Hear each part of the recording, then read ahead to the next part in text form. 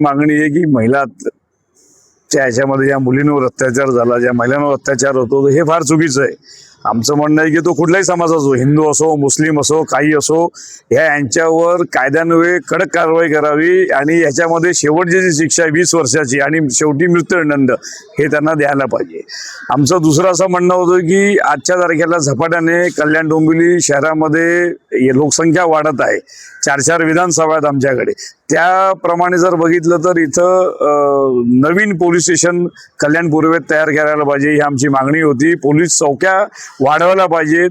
Police यंत्रणा म्हणजे police बळ, पोलीस शिपाई, कॉन्स्टेबल हे सगळे वाढवायला पाहिजेत.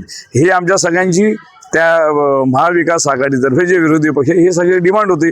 आणि कायदा सुव्यवस्थेचा जो प्रश्न आहे येणाऱ्या काळामध्ये, जसं आज कल्याण डोंबिवली शहरामध्ये पोलीस आणि नागरिक हा संवाद हा कुठेही दिसायला मिळत नाहीये, तर आम्ही निवेदन केलंय की आपण एक तो सुसंवाद चालू करायला पाहिजे, ज्याच्यामुळे लोकांपर्यंत तुमचं काय म्हणणं आहे आणि लोकांचं काय म्हणणं आहे हे कळेल आणि त्यातनं सगळं निवारा निघेल. यांचं तर जे केलेलं आहे ते तर एकदम तो नीचपणा आहे. अशा लोकांना जर BNSचा कायदा बघितला 63, 64, 62 मध्ये, तर ह्याच्यामध्ये त्यांना 20 वर्षाची जी शिक्षा आहे ती 20 वर्षाची शिक्षा देऊन त्यांना मृत्यूदंड म्हणजे आजीवन कारावास द्यायला पाहिजे त्यांना.